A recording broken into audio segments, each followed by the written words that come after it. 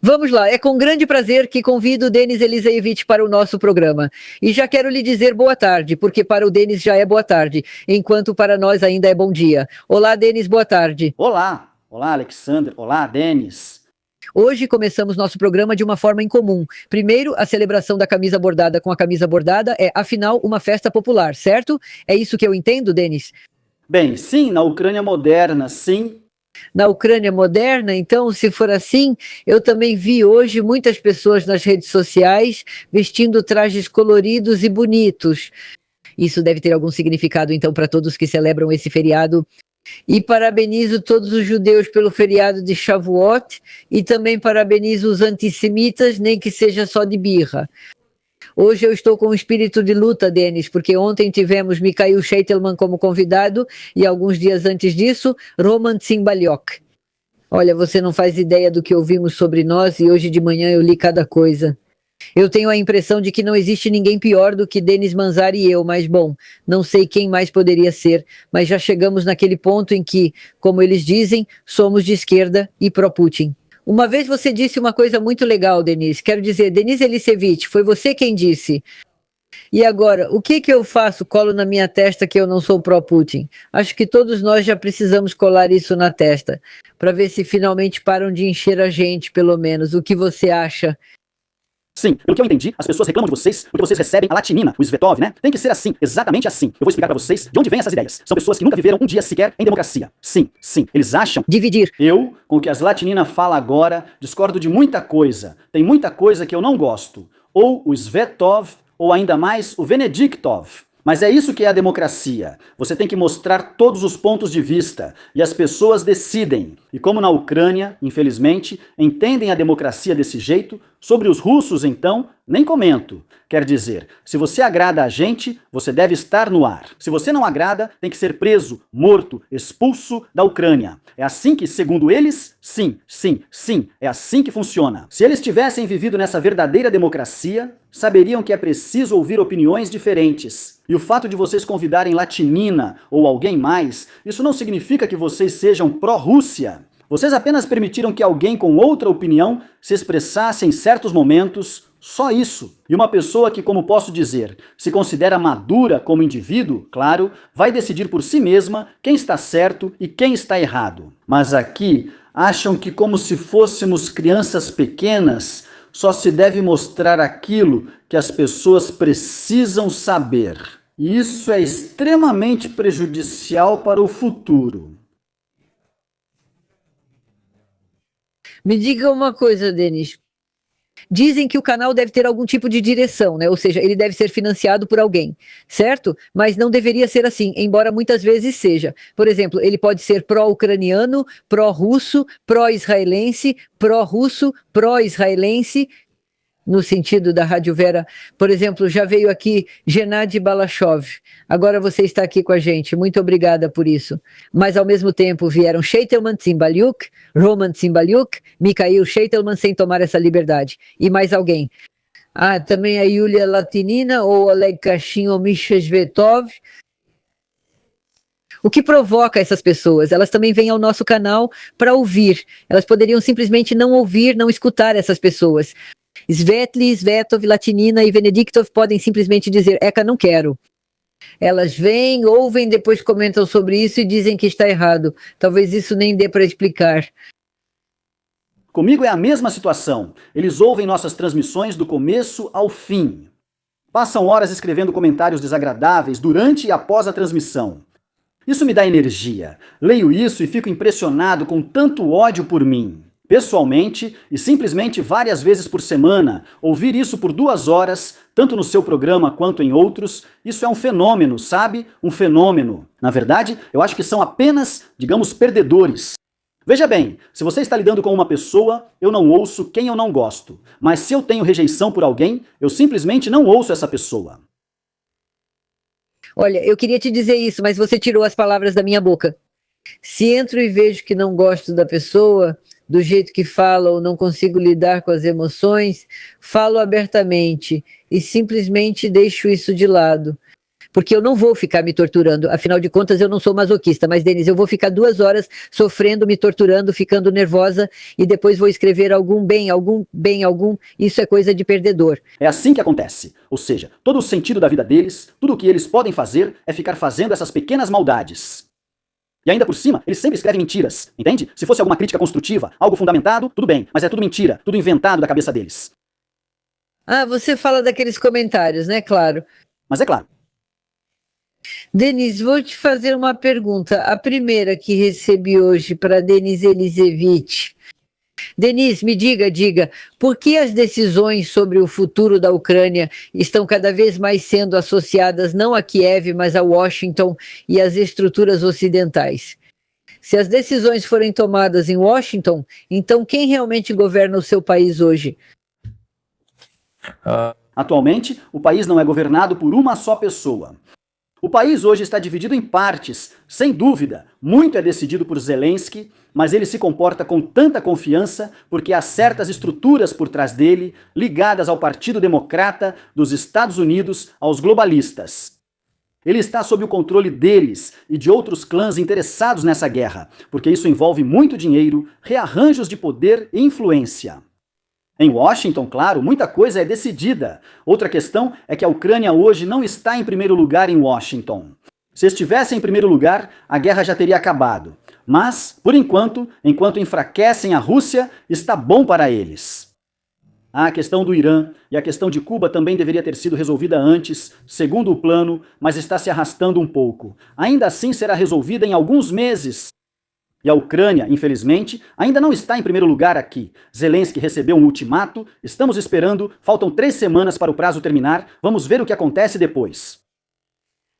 Ontem, quando estava Mikhail Shetelman, que trabalha com análise, ele disse: estou contando isso para você em primeira mão, ninguém ouviu isso ainda. Que isso, em termos percentuais em relação ao Denis, ele nos contou, quero dizer, o Denis Manzar. Ontem, Mikhail Shetelman mencionou 3 nomes e algum percentual. Quem ocupa eram alguns percentuais, sim, isso mesmo. Mas era uma votação própria dele, sim, mas no canal dele no Telegram? Sim.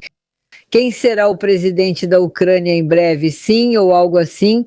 O primeiro foi Budanov, o segundo Zaluzhny e a terceira Helena Zelenska. Ontem ouvimos esse comentário, o que você acha sobre isso? Eu acho que Shetelman é um propagandista que deu às pessoas 3 opções. Todas as 3 erradas, incorretas. Vocês ficam escolhendo, discutindo, brigando e xingando uns aos outros.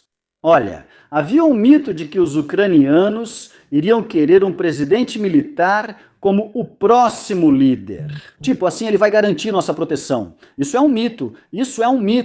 Hoje, pesquisas fechadas mostram que 90% não querem uma pessoa de farda, seja dos serviços secretos, militares e assim por diante. As pessoas já estão cansadas dessa retórica militar.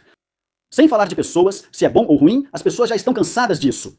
Não, claro que não. Ouviram as bobagens do Zaluzhny e discursos desumanos de porta-vozes que dizem que a guerra não deve ser encerrada e que essa guerra é para sempre. Só vão existir pausas e tréguas, mas essa guerra é para sempre. Quem é que quer condenar a si mesmo a uma vida sem fim numa trincheira?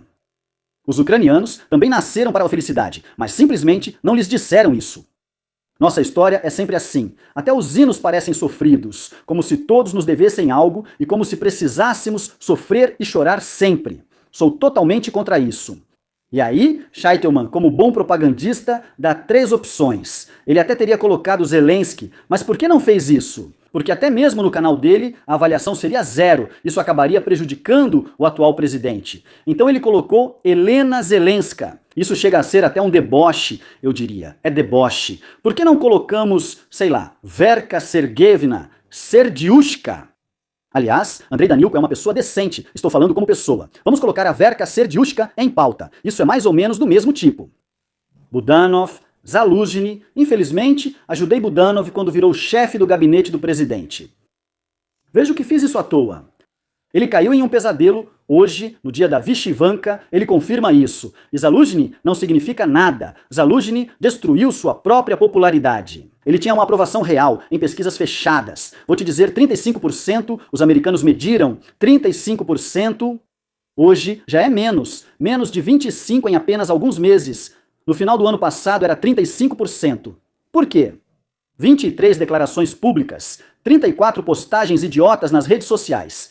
É isso, agora o povo reage assim, ou seja, não significa nada. E eu vou te dizer mais, eu falei isso não aqui no programa de vocês, e sim na Liber TV. Eu, pessoalmente, sempre divido as pessoas em dois grupos. Para mim, existe personagem positivo e negativo. Isso é normal. Tanto um quanto o outro, isso é normal. Nem todos precisam gostar de mim, assim como eu não preciso gostar de todos. O pior é ficar em cima do muro, sem se posicionar.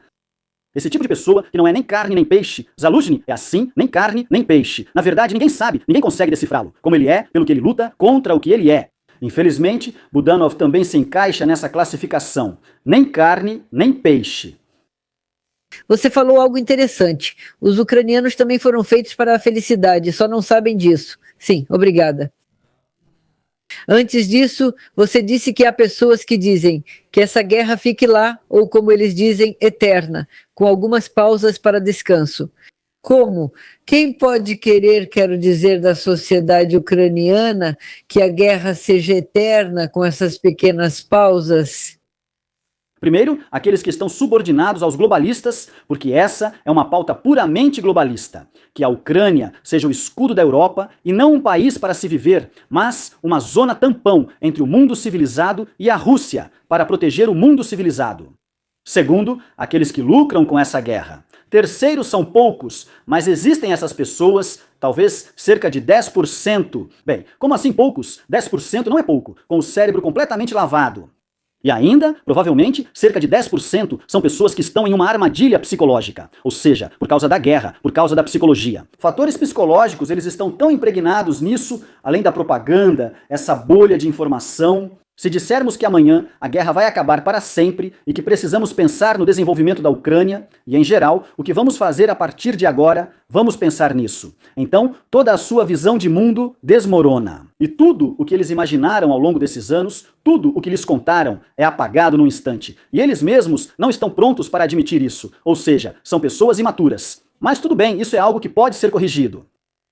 E esses 10%, aqueles que têm a mente lavada, são principalmente pessoas idosas ou jovens?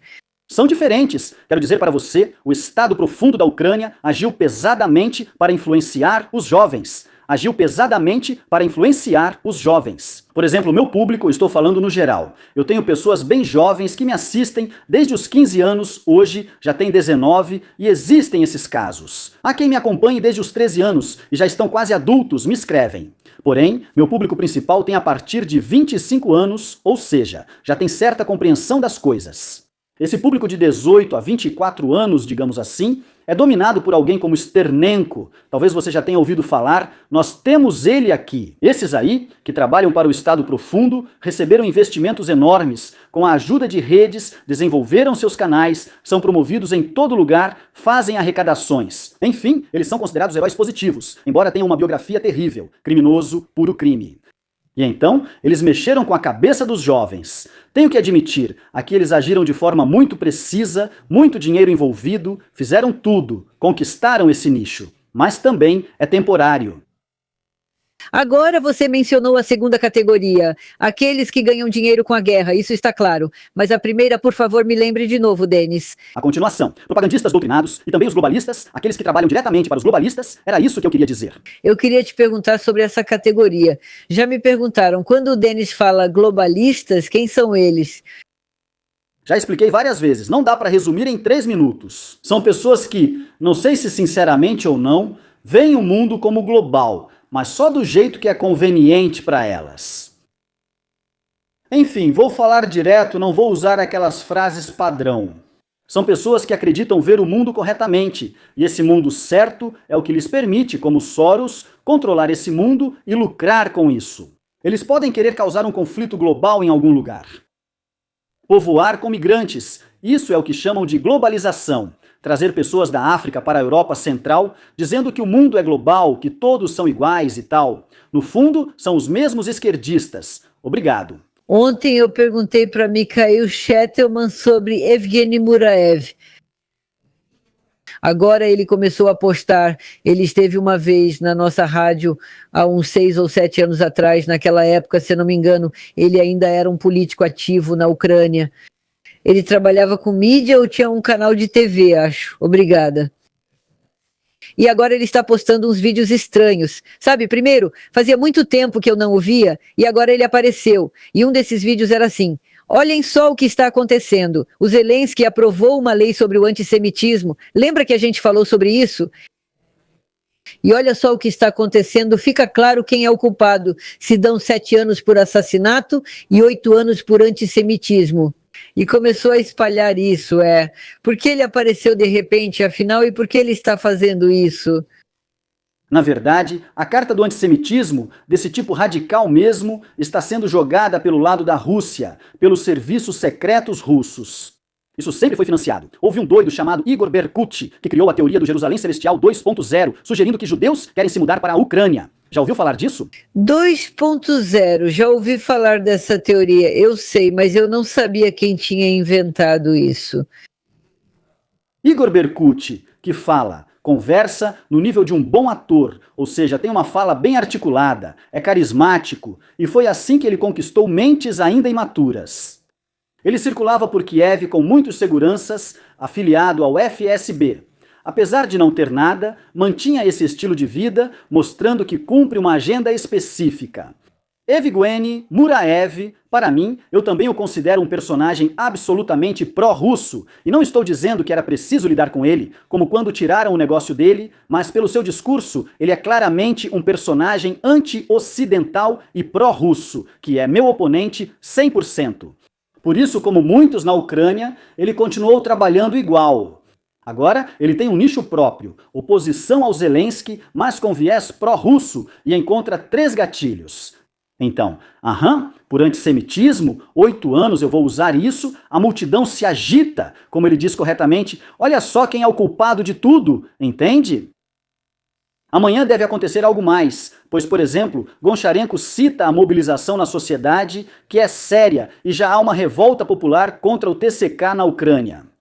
Goncharenko, bem, ele tem sociólogos, uma equipe enorme e muito financiamento. Financiamento. Eles leem, atacam esse ponto, depois outro e seguem assim. É assim que políticos profissionais atuam. Eles não trabalham como eu, como um ideólogo, que se a ideologia, a proposta dá certo ou não, gosta ou não gosta, eu faço mesmo assim. Mas eles precisam ser eleitos. Esse é o ponto. Sim, para serem escolhidos. Pelo que eu entendi, o próprio Buraev também não está na Ucrânia hoje, Denise, ou eu estou errada, Eliash? Bem, Ele disse estar na China, mas sei que após a guerra foi visto em Viena. Entende, Buraev pode agora fazer o que quiser e até falar coisas muito certas em alguns aspectos, mas a guerra aconteceu e ele simplesmente sumiu. Bom, foi embora, isso é óbvio, sumiu da pauta da mídia. Sim, não é bem assim. Não usava redes sociais, mas na primeira semana da guerra declarei minha posição publicamente. Ele declarou sua posição antes da guerra, mas durante ela sumiu. Ou seja, ele ficou observando para onde a balança iria pender e depois a imprensa britânica afirmou que Putin queria Muraev como Gauleiter da Ucrânia. Não sei se é verdade, só repasso o que a imprensa britânica escreveu na primeira semana da guerra. Muraev só tinha esse caminho, e estamos dedicando muito tempo a ele por algum motivo. Tipo, a Ucrânia deve estar com a Rússia, negociar constantemente com a Rússia, União Europeia, isso aí, o mundo ocidental, isso é ruim, nós somos próximos, é isso. Isso significa condenar a Ucrânia ao destino da Bielorrússia. Não, eu usei ele só como exemplo, não especificamente ele, mas pessoas como ele provavelmente agora estão filmando. E você está certa, é preciso encontrar aquele gatilho, como o tema judaico ou algum outro, e usar isso para se promover e, digamos, atrair um grande público. Acho que é isso que está acontecendo. Denis? Denis, obrigada. Denis? Sim. Bem, a propósito, K. Muraeva, ele já era chamado de pró-russo mesmo antes da guerra. Ou seja, isso na verdade já era comentado, acho que desde o começo. Mas eu queria perguntar, Denis, não sobre isso, mas voltar um pouco, dar um passo atrás. Você, Denis, mencionou-lhe um certo ultimato do Zelensky. Sinceramente, eu só queria perguntar que ultimato é esse, porque de alguma forma a gente não ouviu falar disso. Não, eu contei para vocês... Vocês que deixaram passar? Estavam organizando eleições E o ultimato a Zelensky vai até 15 de junho, coincidindo com o aniversário do Trump e os 250 anos dos Estados Unidos. Ah, isso! Entendi. Sim, após isso, ele já deveria convocar eleições intermediárias, ou seja, Zelensky deveria ter anunciado as eleições na Ucrânia. Eu não sei qual foi o acordo lá, se era para anunciar oficialmente em público ou apenas reconhecer publicamente que elas são necessárias. E aí concordamos, escolhemos uma data. Enfim, eram essas as conversas. Claro, Zelensky não fez isso. Porque eu pesquiso então no Google ultimato para Zelensky e aí, olha só, aparece uma porção de ultimatos, ao que parece. Acontece que os húngaros deram um ultimato ao Zelensky. Literalmente alguns dias atrás, depois mais alguém também deu um ultimato para ele. Bom, não vou falar sobre isso, não importa, não é sobre isso que quero falar. Ah, sim, então, ultimato... então Merz na Ucrânia ficaram horrorizados com o ultimato de Merz para Zelensky. Interessante, bom, muitos ultimatos. Eu queria perguntar, agora eu provavelmente também vou ser criticado, talvez pelo campo oposto, voltar por um instante ao tema que não sei, claro, já foi muito discutido, mas mesmo assim vamos, digamos, encerrar esse assunto. Talvez seja a libertação do Sr. Ermak, sim, bom, talvez a pergunta seja ingênua. Te surpreendeu a saída dele, sim, sob fiança, afinal de contas conseguiram juntar o valor para essa mesma fiança? Você sabe o que aconteceu com ele depois, o que fez e para onde foi? Bom, e na verdade a notícia de ontem de que o Sr. Minhich entrou com uma ação na justiça. Não só contra Zelensky, claro, mas também, pelo que entendi, contra o Nabu e assim por diante.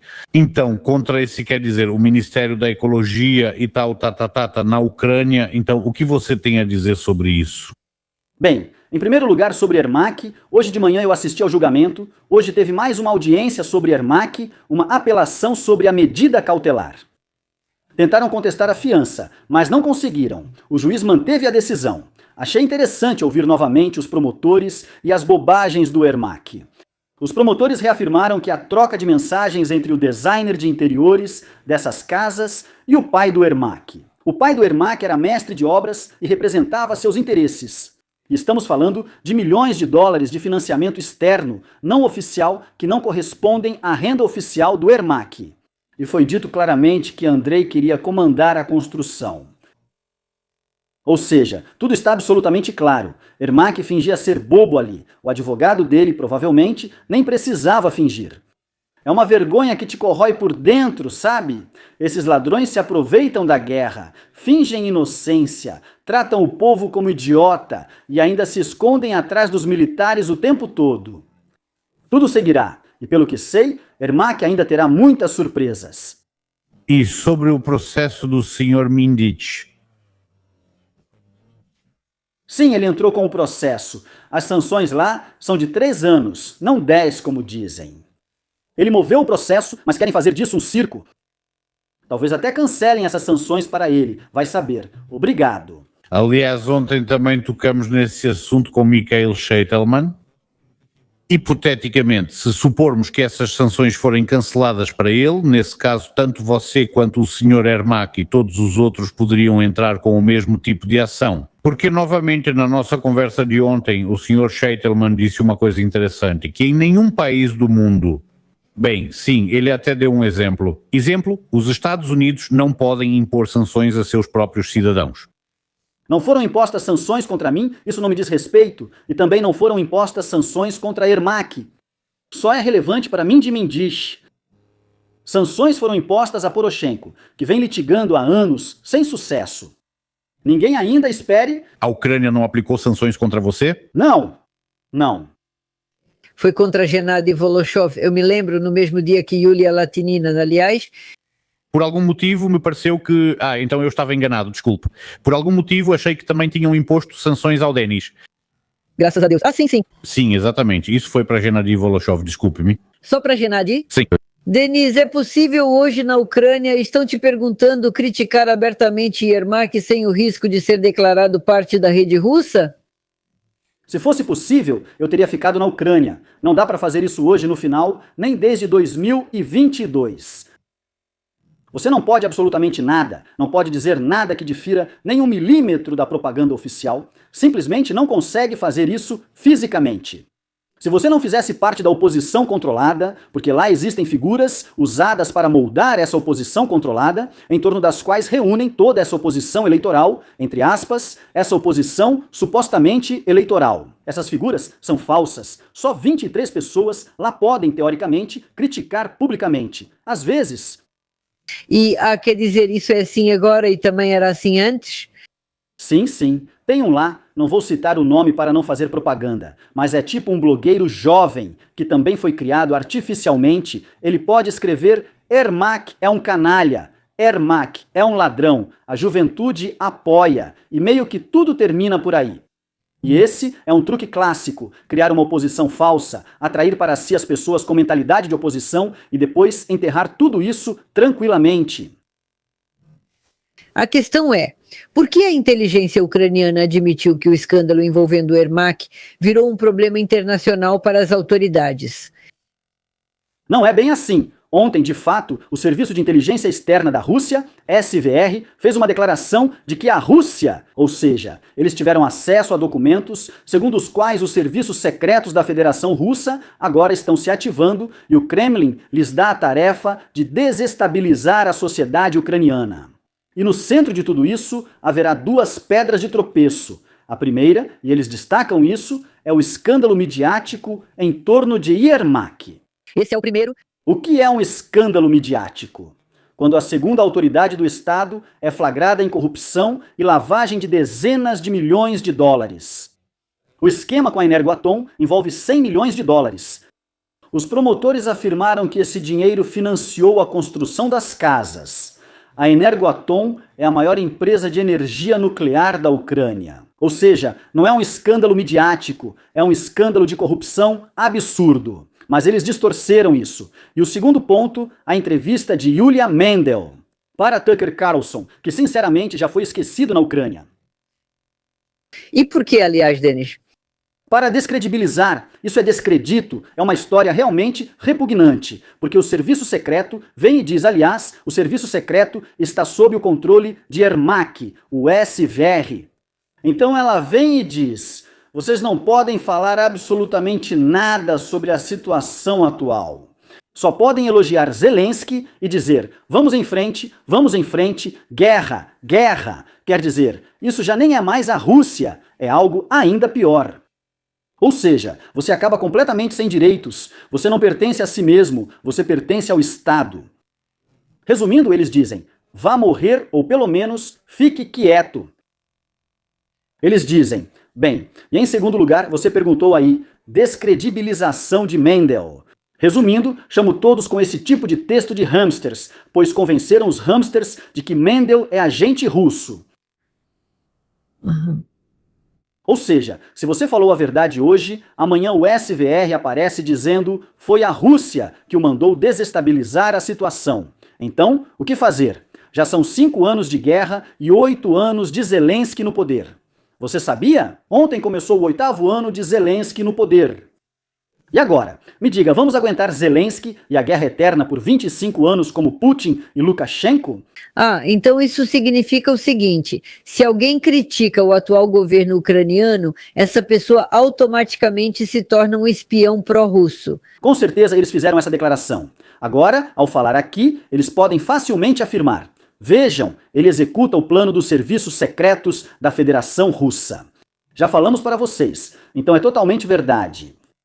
Mas vocês sabem, a sociedade entendeu tudo. Eu entrei nos comentários em todas as redes sociais. Tudo isso, tirando aqueles 10 idiotas, todo mundo zombou disso, criticou, porque está tudo claro para todos. E vocês sabem por que eles fizeram essa declaração? Eu vou dizer, foi algo bastante radical. Por que eles fizeram isso? Eu acho, me parece, que Zelensky perdeu a guerra midiática.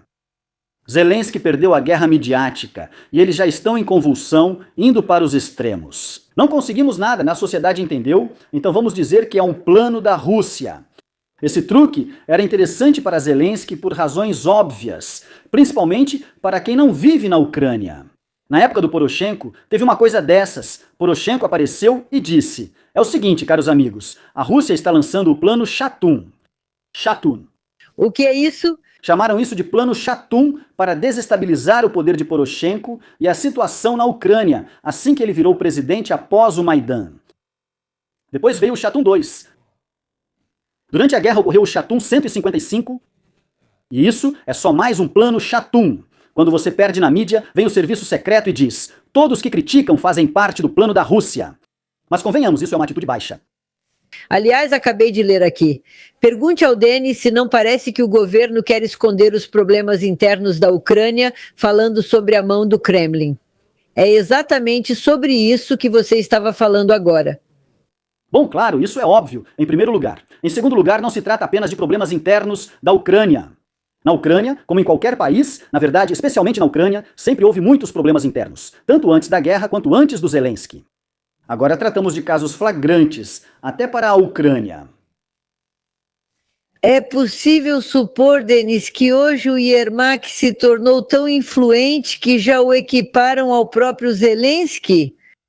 Não, essa avaliação está atrasada. Isso era na época do Yermak como chefe do gabinete. Obrigado. Yermak está perdendo sua influência. Essa história o tornou uma figura super tóxica. Obrigado, Denis. Talvez não seja um tema diretamente ligado à política interna ucraniana, mas mesmo assim acredito que sem dúvida não dá para separar da guerra que está acontecendo hoje. Já faz literalmente uma semana, ou talvez até mais. Bem, nós, claro, já tínhamos ouvido antes essas conversas sobre um possível ataque de Vladimir Putin à Ucrânia. Eles escolhem um país da OTAN, uma das 3 repúblicas bálticas, ou talvez o ataque seja contra todos os 3 países. Então, as explicações são suficientes e, em alguns casos, até parecem lógicas. Sim, ou seja, Putin ganha uma janela de oportunidades porque Trump tem uma atitude negativa em relação à Europa, à OTAN, retira suas tropas e assim por diante. Putin precisa, de certa forma, voltar a elevar sua autoridade, então, aos olhos da comunidade internacional, por isso, se não for agora, quando? Além disso, naturalmente, para, na verdade, não exatamente desviar a atenção dos problemas da guerra na Ucrânia, onde a Rússia claramente ficou estagnada. Mas, ainda assim, o que você acha sobre isso? Na sua opinião, realmente vale a pena falar e pensar sobre isso? Denis, para ser sincero, talvez eu mesmo não tenha captado ou entendido a essência da pergunta. Então você realmente considera provável um ataque da Rússia e ainda por cima em breve a algum dos países? Claro que não, isso é bobagem. Já falamos disso várias vezes, quase toda a transmissão menciona isso. Se você ler as declarações deles, veja, eles dizem: a Rússia, a economia está estagnada, está à beira do colapso, Putin está acabado, temos que acabar com eles, temos que apertar mais, então haverá paz. No dia seguinte eles dizem: Putin prepara um ataque à OTAN. Como isso pode acontecer ao mesmo tempo? Ou ela está desmoronando e indo à falência, ou se preparando para abrir segunda frente? Você consegue imaginar, mesmo na teoria, o que significa para a Rússia abrir uma segunda frente contra a OTAN? É inacreditável que custos financeiros seriam esses e como encontrar pessoas. Em primeiro lugar, atualmente, 90% das forças terrestres da Federação Russa estão na Ucrânia. Você consegue imaginar? Que segunda frente? Eles entendem tudo perfeitamente. Apesar dos problemas da OTAN e de não suportar os burocratas, respeito sua estrutura e reconheço seu poder militar. E não vai ser pouca coisa. Ou seja, e terceiro, por que o Putin precisa disso? Me diga por que ele precisa disso. Bem, como explicam? Não, como explicam aqueles que promovem essa teoria sobre o quê? Isso, consequentemente, vai ajudar Putin a ganhar novamente pontos políticos aos olhos da comunidade internacional, porque hoje esqueceram do Putin. Nós vemos isso, ou seja, pelos resultados da viagem dele à China, embora, na verdade, me parece que ainda é cedo para falar sobre isso, mas mesmo assim, sim, muitos dizem que ele fracassou nessa viagem, assim como Trump. Bem, na verdade, antes era realmente Putin, né? Provavelmente ele era o principal nome do noticiário, sim.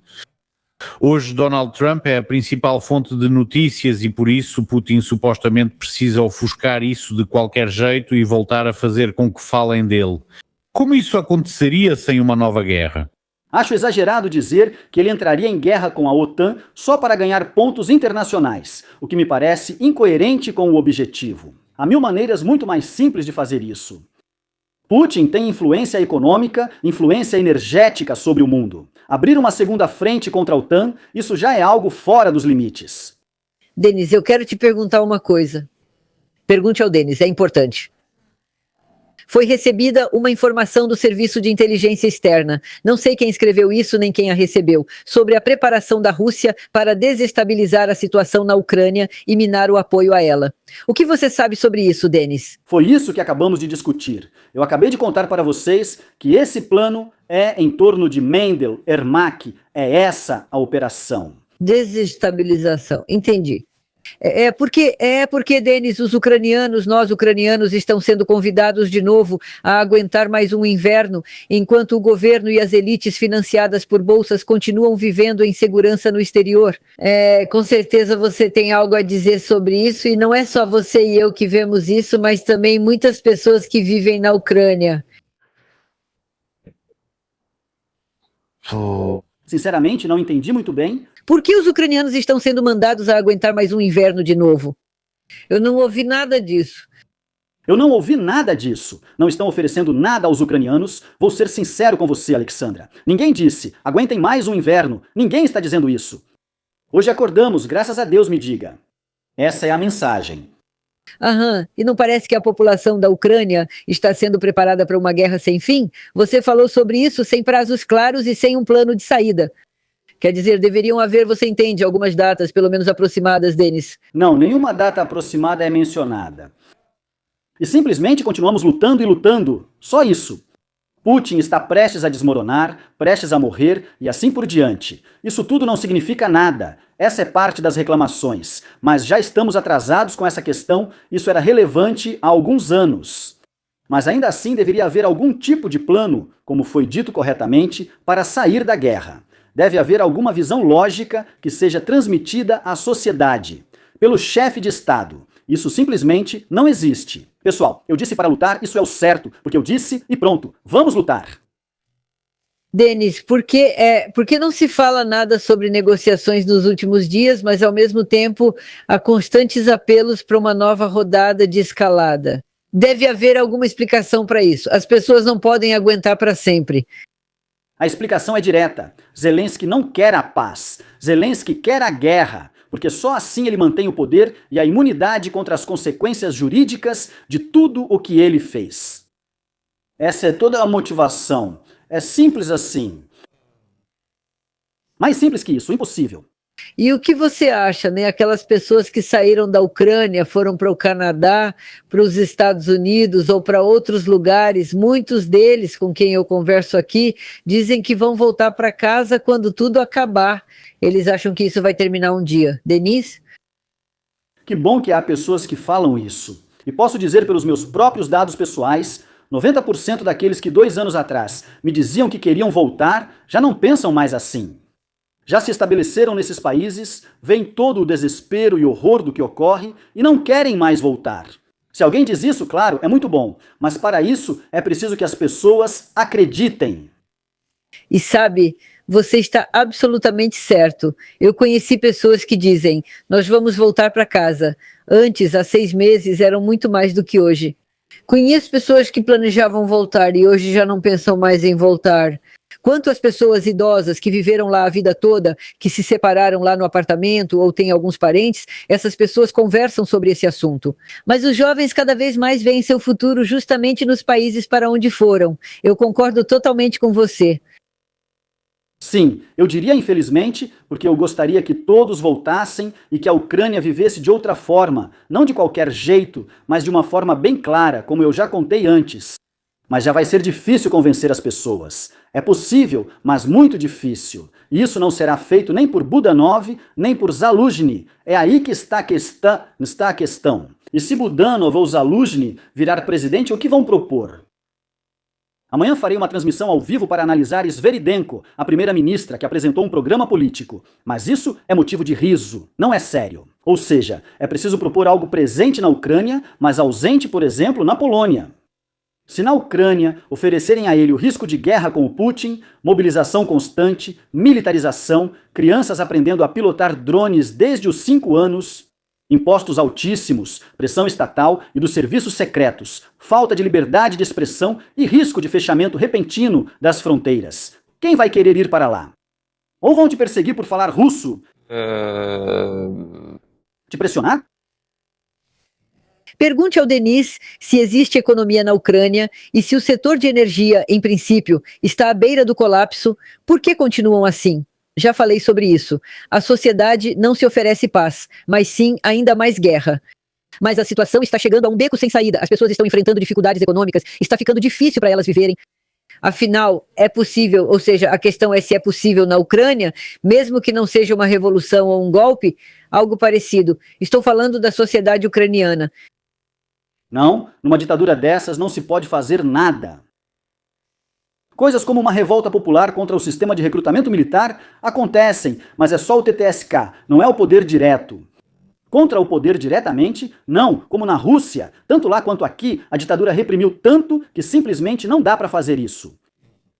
Ainda mais na Ucrânia, onde há lei marcial.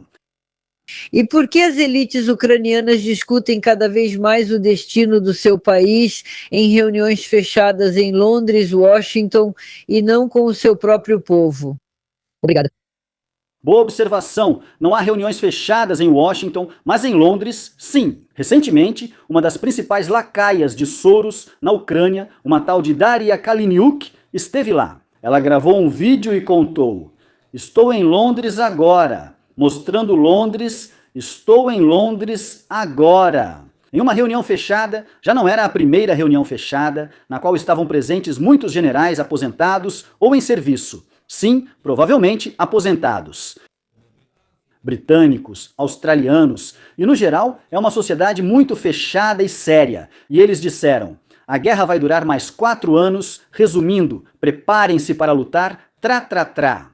O quê? Sabe, para que esses sorosistas querem reformas na Ucrânia, paz, se eles são pagos por tudo isso, se eles lucram com essa confusão, esse pântano de guerra? Ou seja, por que ela precisa de mercado? Está competindo com alguém? Eles estão fora do mercado e financiados pelos fundos dos Soros. Guerra ou paz, eles são financiados pelos fundos dos Soros. Deram a pauta para ela, e ela anunciou. É só isso, mas nada é decidido lá como eles tentam apresentar. É assim nesses clubes, em outros lugares também. Em outros lugares. Não nesses, né? Bem, aqui estamos nós de novo. Claro, a gente fala sobre isso com muita frequência, sempre volta-se a esse assunto de um programa para o outro. Sim, porque, digamos assim, muitos contrapõem a você a seguinte pergunta: afinal, como pode ser a paz? Em que condições essa paz pode acontecer, se o mundo nem entende quais são essas condições que, digamos assim, a Rússia propõe? É isso, basicamente. Recentemente, em mais uma de suas declarações, o porta-voz do presidente russo, Dmitry Peskov, foi questionado sobre isso. Se a retirada das tropas ucranianas do território de Donbass significaria, consequentemente, a assinatura de um acordo de paz. Ele disse que não. E isso significa apenas uma coisa, que depois disso poderemos sentar à mesa de negociações. Como assim? Como entender isso? Ou seja, não há essas, digamos, condições principais. Nós não as entendemos. Há pouco tempo falava-se sobre esse chamado espírito de Anchorage, sim, e assim por diante, e assim por diante. Mas esse espírito já não existe há muito tempo e não está nada claro agora quais condições a Rússia está propondo, ou a quais condições, por exemplo, a Ucrânia pode concordar. Está absolutamente claro. A Ucrânia não pode aceitar nenhuma condição, exceto encerrar o conflito na linha de demarcação atual. E a entrada da Ucrânia na União Europeia, o que Zelensky usaria nas próximas eleições, além de garantias de segurança pessoal. Está tudo claro para todos. Tudo está claro. Chegar a um acordo sobre a parte restante de Donbass e a saída de Donbass. Garantias de segurança dos Estados Unidos ratificadas pelo Congresso, um fundo de 800 bilhões, fundo de bem-estar da Ucrânia de 800 bilhões de dólares. Está tudo claro para todos. Alguém não entendeu? Não está claro, tudo bem. Quais são as exigências da Rússia? Sair de Donbass. Sim, mas Peskov falou o mesmo. Isso não quer dizer que vamos parar. Sim, saiam, aí paramos. Sim, sair. Sair de Donbass. Depois continuaremos conversando. Mas é muito ingênuo esperar do Kremlin que algum dos seus porta-vozes venha e diga: façam só isso e amanhã haverá paz. Eles mostrariam sua fraqueza assim. Por que fariam isso se eles... Não, concordo. E quais as garantias de que não vão continuar e dizer: vocês saíram de Donbass, ótimo, negociamos, mas agora queremos a região de Odessa? E nós? Garantias de segurança dos Estados Unidos ratificadas pelo Congresso. Investimentos dos Estados Unidos na Ucrânia garantem segurança. Se a BlackRock investe nos Estados Unidos, não é para depois entregar tudo ao Putin. Ah, na Ucrânia, não é para isso. Para depois entregar tudo para o Putin. Ouviram isso? Perguntem, eu não ouvi essa declaração. Denis, talvez você tenha ouvido. O chefe do gabinete do presidente da Ucrânia, Kirill Budanov, disse que a Rússia é a Ucrânia e que somos nós que devemos dominar a Rússia. Os russos roubaram nossa história. Você ouviu essa declaração ou não? Ouvi, eu até mencionei isso de passagem hoje, que ele fez hoje uma série de declarações estranhas e tolas. Sabe, falar sobre algum tipo de domínio, ainda mais... Claro, eu sou naturalmente um ferrenho opositor da Rússia, de Putin, mas falar sobre dominar uma superpotência, sendo o país mais pobre da Europa, isso soa engraçado para mim. Desculpe. Bem, isso é simplesmente uma declaração tola. Que domínio? Sobre quem estamos falando? Não temos nem o que comer. Vivemos de empréstimos. Que domínio sobre quem? Obrigada. Você acha que a Rússia é uma superpotência, Denis? O quê? Você acha que a Rússia é uma superpotência? Bem, claro, eles têm armas nucleares, eles têm recursos energéticos. Para mim, é até desagradável dizer isso, mas eu não sou um propagandista. Eu preciso lidar com os fatos. E as pessoas realmente precisam entender como as coisas acontecem. E uma declaração como essa? Que foi feita por Budanov. Sim, Denis, com que objetivo isso foi feito? Ele disse isso por algum motivo. Sim, para a sociedade. É apenas para aquela parcela da população que mencionei, uma declaração incrível. Agora, eles se sentirão grandiosos. Entende? Então Putin conta uma versão diferente. A Ucrânia não existe, foi criada por Lenin, essas coisas e tal. E nós podemos atingir Miami e Nova York com Poseidon. Com o Poseidon lançado de um submarino nuclear, acabou. O russo miserável só pensa em como somos grandiosos. Rússia rumo a Berlim. Ele não tem mais nada para se orgulhar. Na Ucrânia também há pessoas assim. Acontece que são muitas. Não tem do que se orgulhar, exceto por essas frases grandiosas e tudo mais. Mas, na prática, não tem dinheiro. Não há dinheiro nem pessoas, entende? Agora tratam isso como algo comum. Vi estatísticas das escolas. As turmas finais estão vazias.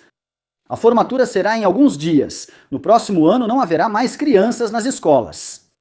A Ucrânia começou com 52 milhões de habitantes, agora tem 22 milhões. E aí? Que grandeza é essa? Podemos criá-la? A resposta é sim. É isso que eu proponho fazer. E essas frases vazias, quando dependemos de todo mundo, de que dominamos alguém. Mas por quê?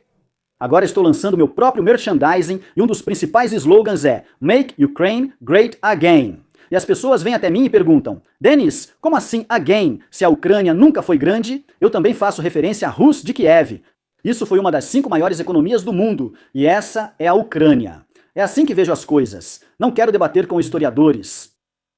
Mas eu digo que nós podemos fazer isso e eles dizem que nós já somos grandes. Essa é a grande diferença. Você disse quando Denis... Se não se importar um pouco mais detalhado, eu só estou curioso sobre o vamos tornar a Ucrânia grande de novo. Bem, claro, esse é o slogan que eu defendo, porque é preciso inspirar as pessoas e estabelecer uma meta econômica. Prosperidade. Isso lhes dará garantias de segurança contra a guerra, Putin, interferências e tudo mais. É a única garantia de sucesso. Uma economia ucraniana poderosa, um país livre, um modo de vida correto, rumo democrático. E não tudo isso que está acontecendo agora. Agora, na Ucrânia, é uma espécie de híbrido de Ucrânia, Rússia, Belarus e Coreia do Norte. E vêm até nós e dizem, aqui não é como no governo do Putin. Mas como é então? Como é? Bom, isso aí não tem como discordar, não, mas quanto à Rus de Kiev? Sim. Você disse que coloca a Rus de Kiev, tipo, bem... Aqui. Sim. Agora qualquer um pode checar na internet. Sabe, os indicadores econômicos da Rus de Kiev, de produção, qualquer um era um dos melhores do mundo naquela época. Tudo isso também estava no território da Ucrânia, Kiev. Proponho repetir isso, mas sem tentar conquistar terras. Temos terra suficiente, apesar dos problemas atuais, mesmo sem Donbás e Crimeia. Terra suficiente. Pessoas, na verdade não temos o suficiente, mas podemos trazer de volta. Ainda dá para trazer de volta. E quando a inteligência se tornar o principal recurso, o verdadeiro valor, aí a história será completamente diferente. Bem, já que mencionamos Belarus e esses exercícios conjuntos sobre o uso tático de armas nucleares, como você avalia isso? Mais uma vez, o Ocidente vê isso como uma ameaça real de novo ataque a um dos países da OTAN? Não, infelizmente, armas nucleares só podem ser usadas contra a Ucrânia. Pergunte ao Denis o seguinte: o quanto o presidente americano Donald Trump está interessado hoje no tema da Ucrânia? Ou ele se afastou completamente? E se sim, isso não significa que é uma sentença para a Ucrânia e para a sociedade ucraniana? Ainda não há sentença. Não é bem que ele tenha se afastado, mas como disse, não é prioridade. Não é a prioridade principal, mas o mais importante, bem, isso vai soar muito desagradável, mas meu público está preparado para isso. Sempre afirmei, o ucraniano sabe lidar com a verdade. Ou seja, qual é a situação? Putin não se importa com os seus, Zelensky não se importa com os seus. A Rússia está se isolando, está enfraquecendo de qualquer forma, está enfraquecendo. O povo concorda com isso? Concorda. Então pronto, vão lá, matem uns aos outros. Quando cansarem, eu ajudo. Legendas. Quando cansarem, eu ajudo. Se estiver falando do Trump, talvez. Sim, mas se oferecerem ao Zelensky uma saída decente da guerra. Decente em que sentido? Eu sempre enfatizo isso, que em todo lugar há provocadores e canalhas. Diante da situação, é uma saída decente, embora seja um final terrível, mas é preciso optar entre um final ruim ou um terror sem fim. O que o Trump propõe é, na situação atual, uma saída razoável. Nem achei que fosse possível se separar assim.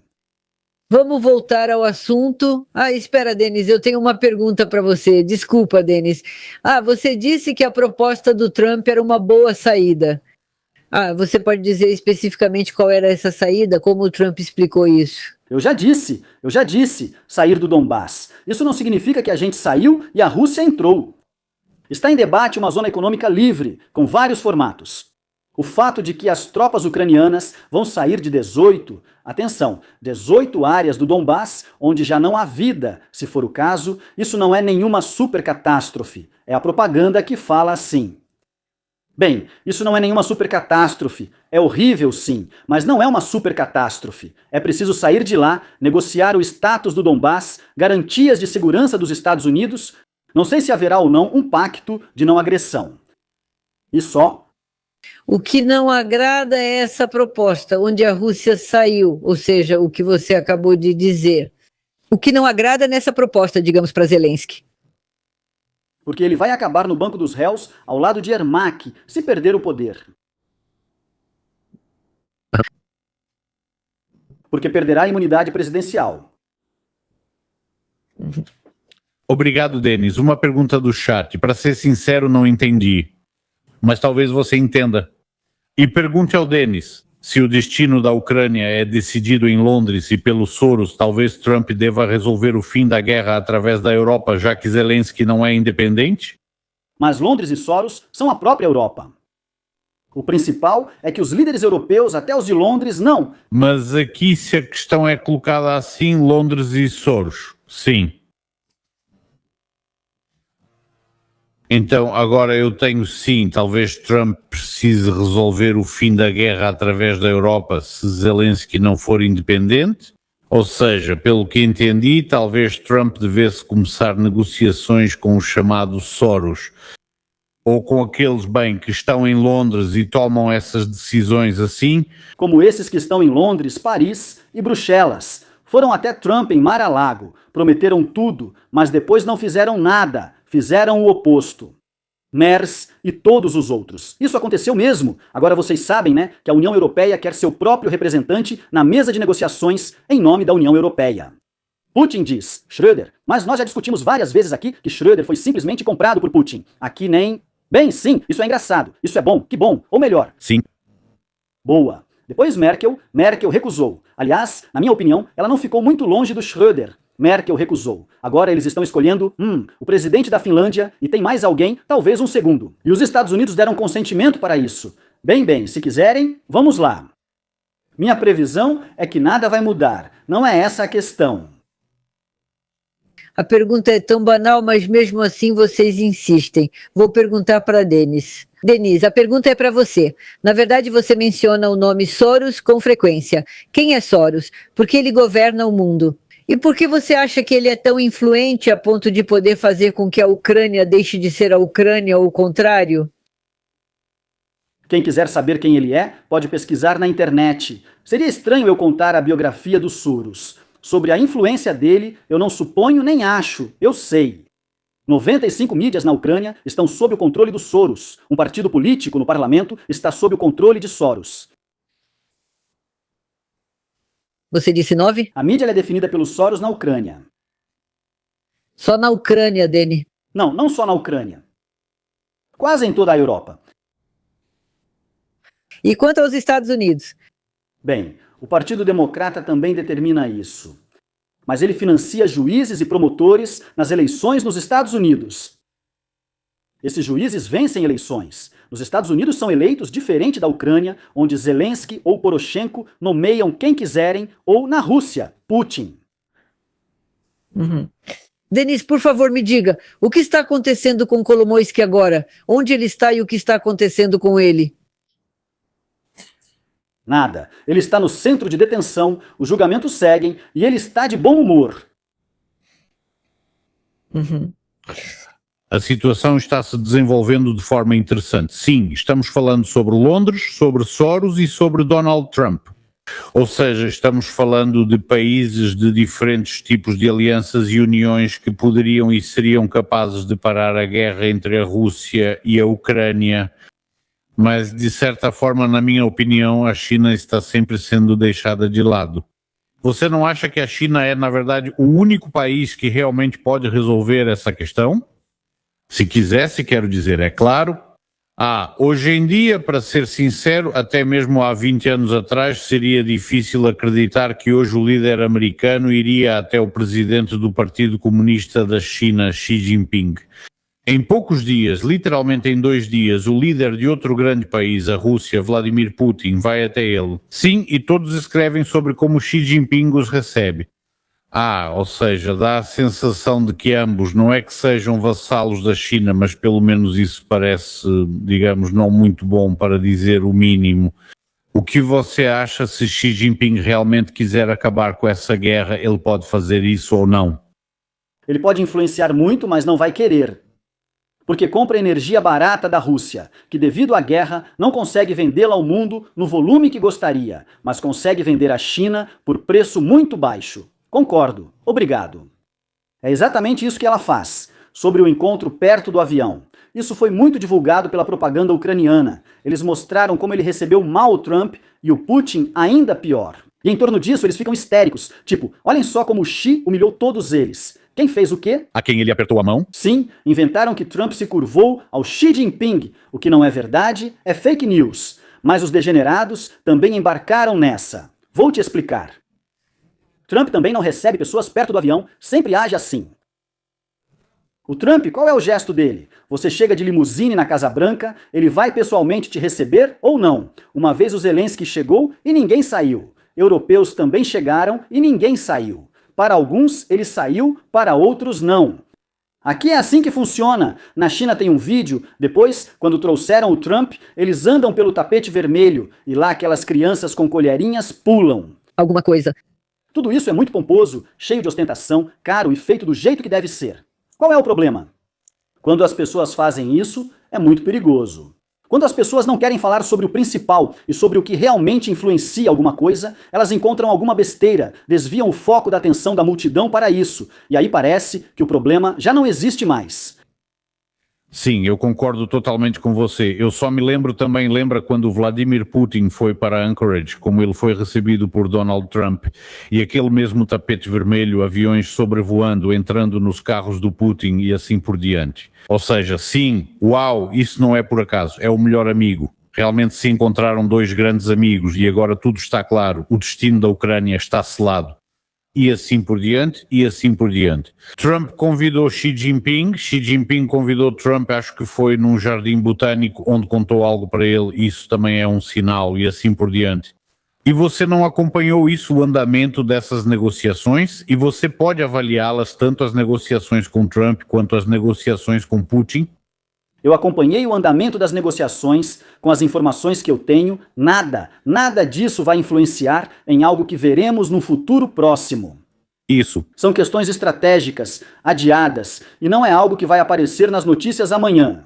É interessante, além de ouvirmos sabe-se lá o que a nosso respeito, um autor aqui escreveu sua mensagem para Denis Elisevich sobre o fato de que isso já não é mais questão de ser pró-ucraniano nem pró-russo, mas pró-americano. Denis, o que significa ser pró-americano? E isso que isso que estão escrevendo aqui como patriota dos Estados Unidos, que você ama a América, que você gosta dos Estados Unidos e que você é um troll, que você é trumpista. Tudo isso parece uma acusação, Denis, não apenas um comentário. Então, isso me faz querer te perguntar, você é pró-americano ou não? Do ponto de vista da política ucraniana, eu sou pró-americano e pró-ocidente, claro. Qual o significado disso para os políticos ucranianos, Denis? Bem, do ponto de vista da política ucraniana, Que isso é o caminho da Ucrânia, sem dúvida, para maior aproximação com os Estados Unidos. Esse é o único caminho para a Ucrânia prosperar e viver sem guerra.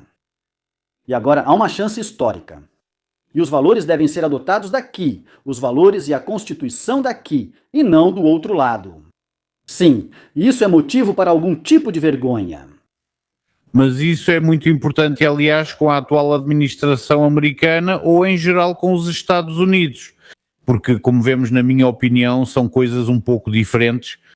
Boa observação. Com a atual administração, temos uma chance histórica de sermos aliados ou parceiros estratégicos. E, infelizmente, até a tragédia nos levou a isso, a essa chance histórica.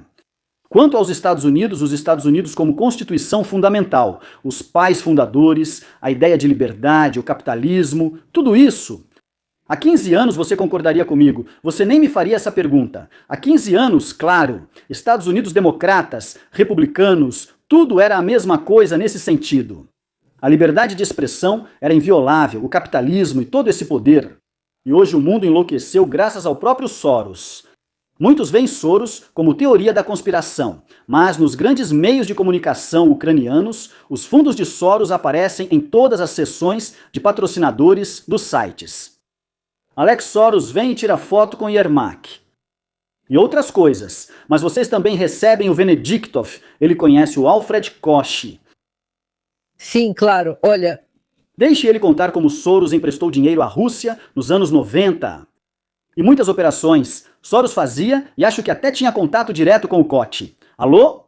Alô? Vamos fazer isso aqui. Essa influência existia, mas ele foi simplesmente expulso da Rússia. Mas Koch costuma dizer que não lembra.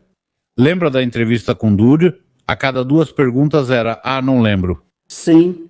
Bom, aliás, desculpa, por favor, se você queria dizer alguma coisa. Não. Eu só estou dizendo que ele tem uma maneira tão interessante. Ele esquece muito rápido. Não, mas uma vez tivemos no ar o Alexander Goldford. Você provavelmente o conhece, Denis. Ele mora em Nova York, aquele que processou o primeiro canal. Foi quando envenenaram Litvinenko e ele era amigo do Berezovsky, que tinha algum tipo de relação.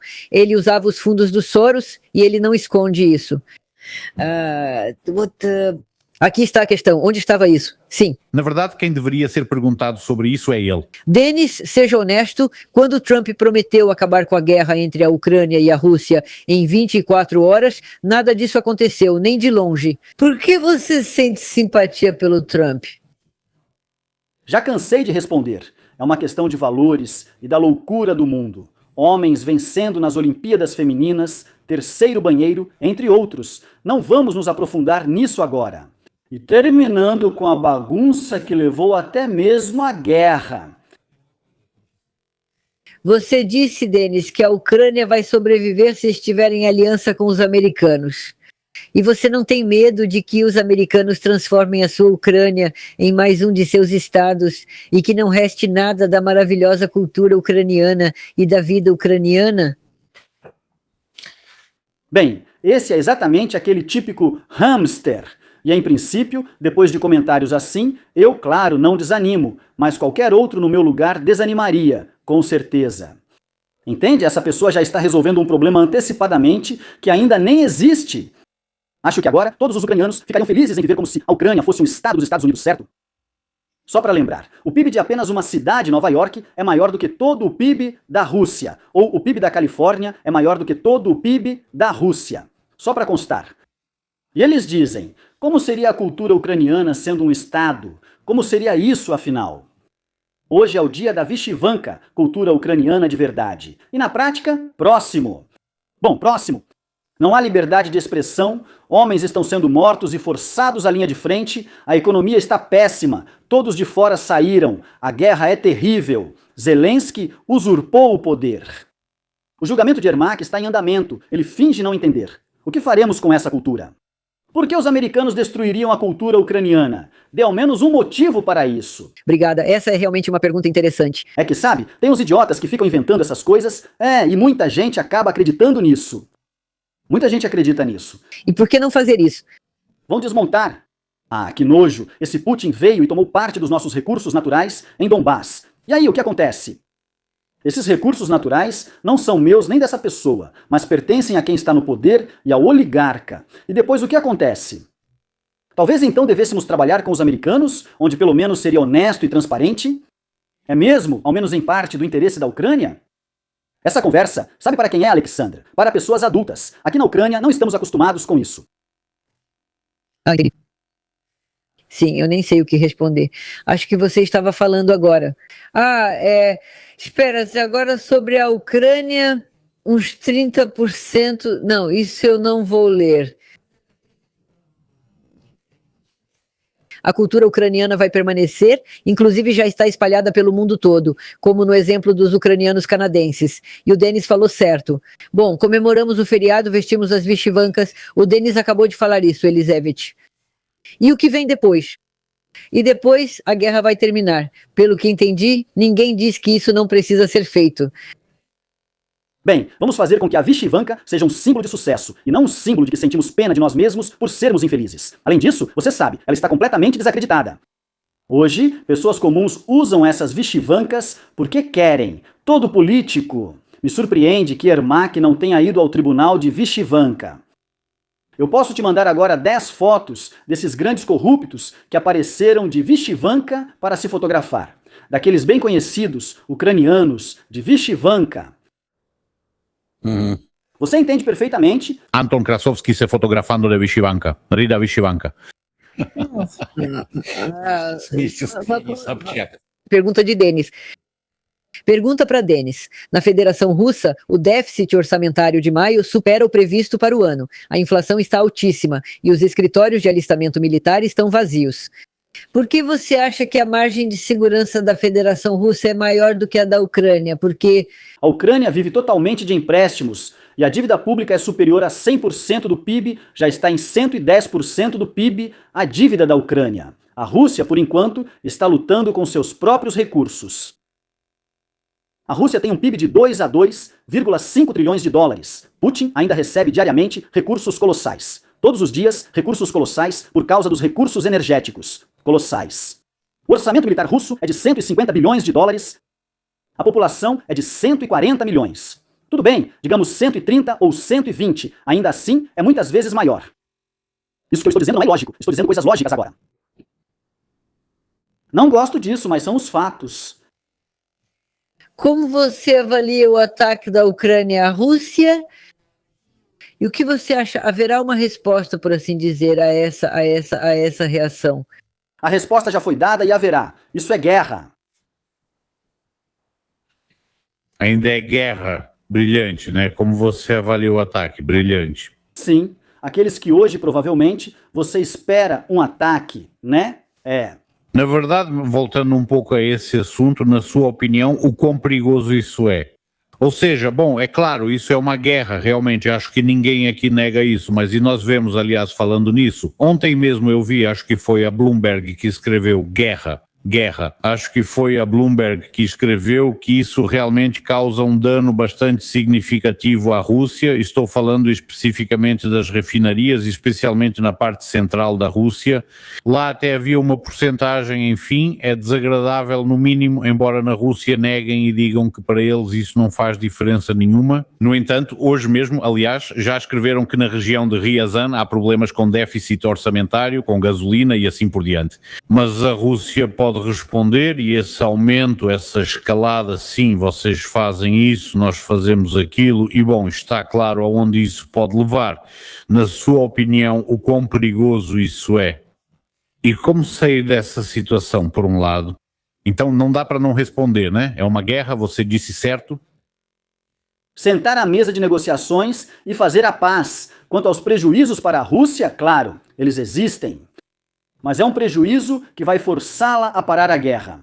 E, aliás, você consegue imaginar uma situação em que Peskov, Putin, todos eles, Lavrov, saiam dizendo: vocês sabem, destruíram todo o nosso refino de petróleo. Nós nos rendemos, bandeira branca. Bem, veja, Denis, eu só vou dizer como é, por exemplo, na Rússia, por exemplo, eles chamam, digamos, de oposição liberal, né, falando de forma geral. É assim que eles apresentam Vladimir Putin aos olhos do público deles, né? É uma pessoa que, digamos assim, deveria acordar de manhã e sentir alguma alegria. Hoje ele está cansado da guerra na Ucrânia, né? Porque não há avanços. Sim. Ele está perdendo sua popularidade novamente aos olhos da comunidade internacional. Ninguém fala sobre ele. Raramente lembram dele. Trump vem em primeiro lugar e ele gosta de desenhar várias setinhas nos mapas e assim por diante e assim por diante. Então ele precisa de agitação. Uma vez ele falou isso e todos pegaram essa ideia. O que é necessário para isso? Para isso é preciso começar uma nova guerra. E para isso é preciso atacar algum país da OTAN. Escolhemos um país que podemos atacar, o mais, digamos, conveniente. É um dos países bálticos, porque eles são pequenos, porque praticamente não estão protegidos, porque isso é real. Talvez lá, como eles mesmos dizem, ocupar aquilo levaria uns 3 ou 4 dias. É isso. Sim, ou seja, para o público russo, ou melhor, para quem está assistindo isso, no geral, o Putin é apresentado exatamente assim, ou seja, também como, bom, não exatamente um idiota, mas como um velho gagá entediado. Simplesmente ele está cansado de tudo, ele gosta de guerra, ele gosta de brincar com isso. Hoje a guerra na Ucrânia o cansou, agora ele quer uma guerra com a OTAN. É assim que apresentam as coisas e as pessoas acreditam. Por isso muitos comentam sobre isso. Absoluto absurdo. Isso, bem, sabe, só alguém como Portnik pode contar essas coisas, é isso. Bem, isso é simplesmente um absurdo absoluto. Por quê? Bem, é sobre isso que, por exemplo, fala Michael Naik. Mas se você, Maqui, bem, se você, por exemplo, começar a dizer algo contra e falar, escutem bem, já faz 4 anos que estamos aqui sentados ouvindo, sobre o fato de que a Rússia está ficando sem projéteis, sem mísseis, que há uma inflação absurda, que as pessoas estão morrendo de fome, que não tem nada nas lojas, que tudo está ruim e assim por diante, e assim por diante. Sim, mas eu não entendo direito quem diz esse tipo de coisa, Denis. Bom, é só ligar qualquer canal sim e ouvir. Michael Maqui? Por exemplo, comenta isso. Mas quem é contra? A guerra, sabe como são chamados? Liberais pró-Z. Aos olhos dele, sim, lá, Rádio Vera, esses seriam os liberais pró-Z. Ou seja, são pessoas que dizem, nós também somos contra a guerra, não queremos, somos contra, mas ainda assim vão promover a chamada posição pró-Kremlin. Ou seja, ele considera isso uma posição pró-Kremlin. Se for isso eu entendo, mas Michael Nack, bem, Mack sim, mas aliás eu raramente o escuto, então não estou muito por dentro dele. Michael Mack é um idiota. É só isso que precisa ser dito sobre ele. Na verdade, há muitos canais que falam sobre isso. Sobre isso? Que a Rússia está acabada, não tem dinheiro para essa guerra.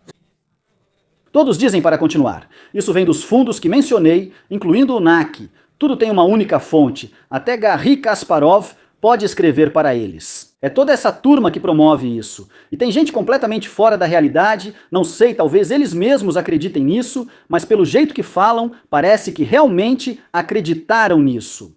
E aí eles aparecem e falam assim, você olha para eles e pensa, onde você está? Você vive em Marte? Ou algo assim. É isso que é propaganda. Mas você acredita que Kasparov ou Michael Nack realmente querem tomar o poder na Rússia e tirar Putin do comando? Tirar o Putin do poder? Não mesmo. Qual é o verdadeiro objetivo? Eu não quero ofender ninguém agora, mas vemos pelo exemplo do que está acontecendo hoje com essa FBK. Sim, então, agora já está tão comprometido e eles nem negam mais isso, né? As pessoas confiavam neles, doavam dinheiro e eles usavam tudo dessa forma. Como queriam, está aí para você ver. Desculpe, Alexandra, mas acho difícil acreditar que existam tantas organizações de oposição russas e tantas pessoas idiotas assim. Eu tenho a impressão de que o Putin mandou seus próprios infiltrados para lá, como cavalos de Troia, sabe, por lá.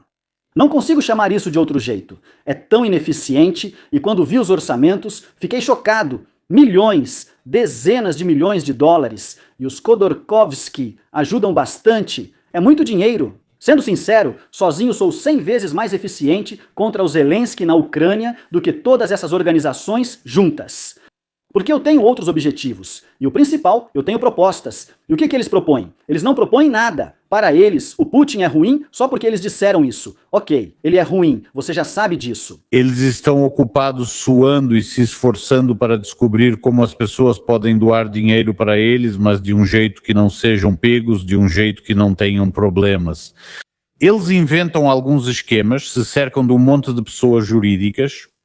O mais importante é que Deus me livre, ninguém sofra, mas continuem doando. Para onde iam? Isso é o de menos. Agora estão começando a investigar para onde iam essas doações. É assim que os sorosianos trabalham na Ucrânia. Ou seja, o principal são as doações dos fundos, os subsídios. E lá na Ucrânia pode estar um completo pântano, pode ser qualquer coisa. Nada disso importa para eles. E claro, o principal é que eles querem reformas. Para que eles querem reformas? Já vivem bem assim. Denise, é a Yulia. Qual é o sobrenome dela mesmo? O correto? Mendel. Mendel. Ela poderia ter dado entrevista para qualquer um, até para apresentadores da Fox.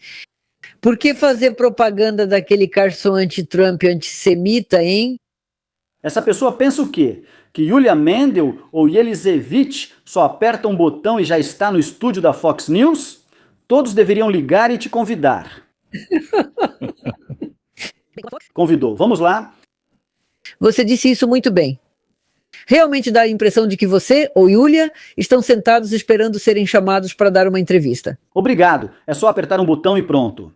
Tucker Carlson a chamou, então ela foi até ele. Se fosse outro que a chamasse, ela iria para outro. E você iria, Denis? Sim, já disse. Até para um canalha desses... A questão não é essa, a questão é o espaço.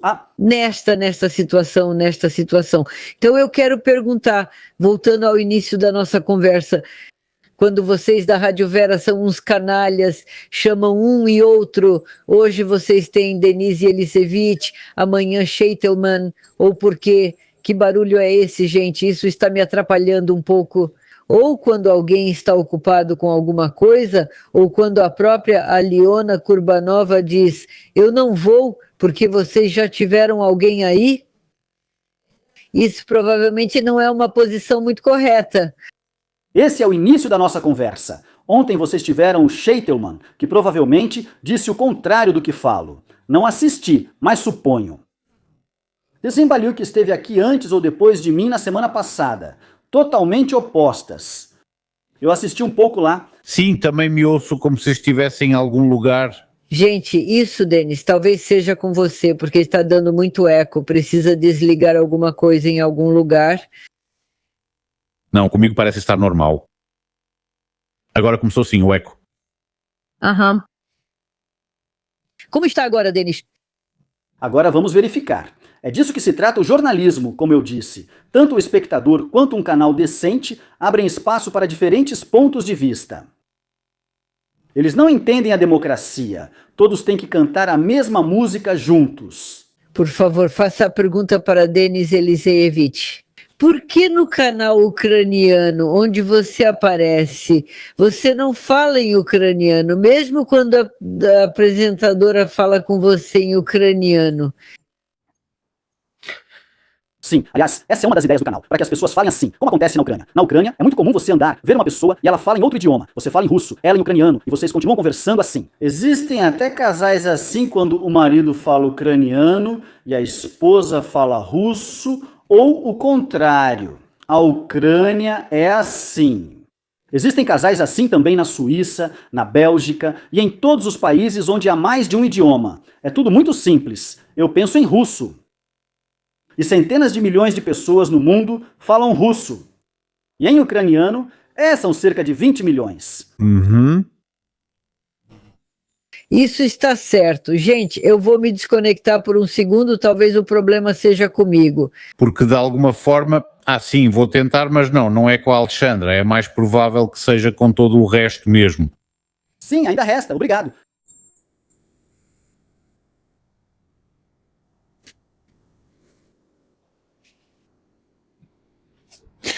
Temos uma ligação telefónica, Denis. Se você não se importar, gostaríamos de ouvi-la. Obrigado. Sim. Bom dia, Ufi. Olá, qual é o seu nome? Sim, bom dia.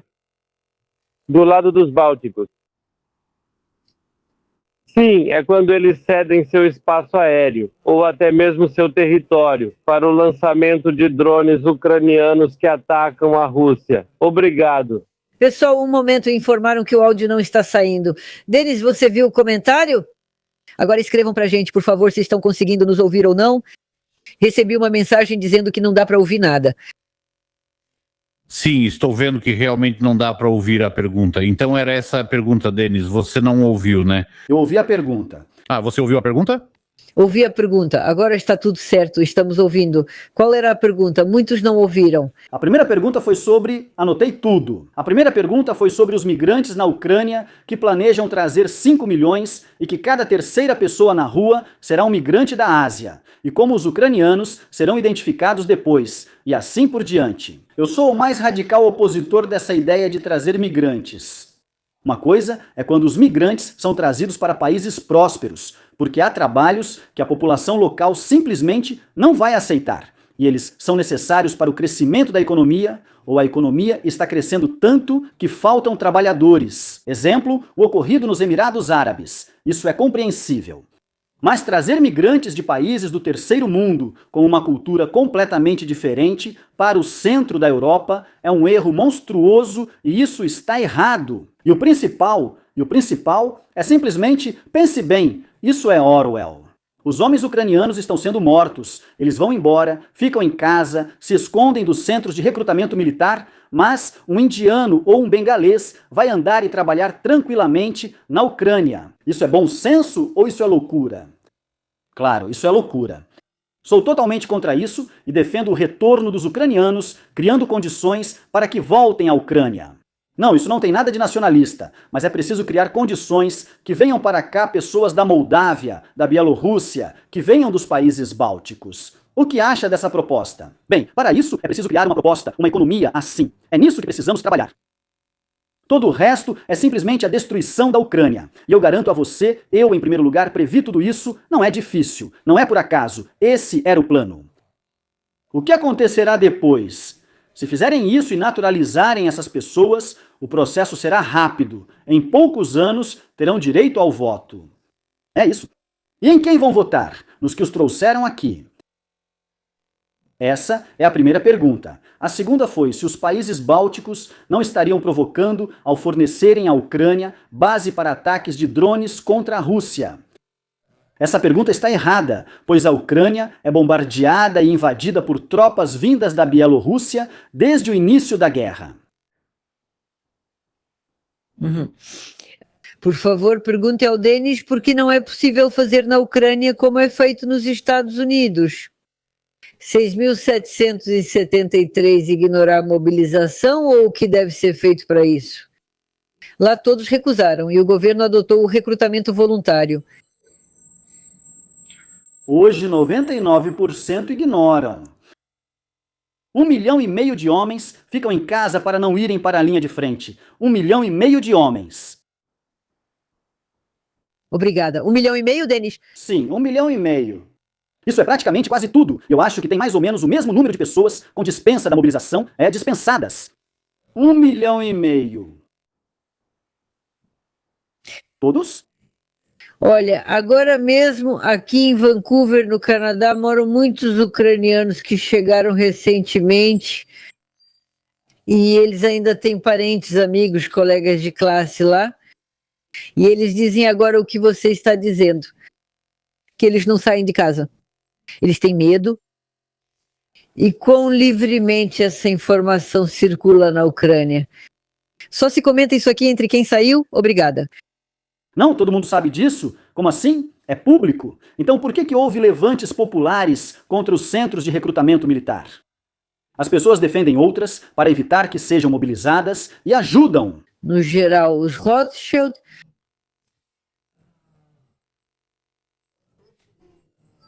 Não, não é isso. Na Ucrânia, os ucranianos precisam trabalhar, mas o governo paga tudo. Gente, eu realmente consigo ouvir isso. O som está ruim, Denis, está com eco. Sim, mas atrapalha. Vamos lá, isso provavelmente pode ter relação comigo, Denis Mazarov. O quê? Não. Isso não é com você, isso deve estar em algum ponto do nosso sistema. Ah, Denis, bem, eu quero dizer que quando você fala sobre isso nos seus canais, as pessoas que te ouvem, você já tem um canal muito grande. Eles tentam de alguma forma te atrair ou trazer mais pessoas para te ouvir? Ou o que eles te dizem? O seu espectador, o seu ouvinte? Tudo o que eu faço depende da minha audiência, do meu público, e só graças a eles que alguma coisa dá certo. Claro, eles mostram... Bem, na maioria das vezes esse processo já aconteceu. As pessoas já mostraram meu canal para quem poderiam mostrar, para quem quer ouvir. Esse processo já passou, ou seja, praticamente todo mundo já viu o canal, acho que 90% daqueles que poderiam se interessar por ele já viram. Restaram apenas os que precisam ser convencidos. Seu público é mais da Ucrânia ou de vários lugares? Sim, é a Ucrânia. Principalmente. E como você disse, são idades diferentes, né? Podem ser jovens, podem ser pessoas de gerações mais velhas. De 25 até 70 anos. Você tem um público ativo no canal, Denis? Sim, acho que no meio político ucraniano é a mais ativa. Esse canal ucraniano no qual você aparece, acho que se chama Liberty, né? Se não me engano, Liberty, sim. Então, que tipo de canal é esse? Ele é o principal, um dos principais canais hoje na Ucrânia ou não?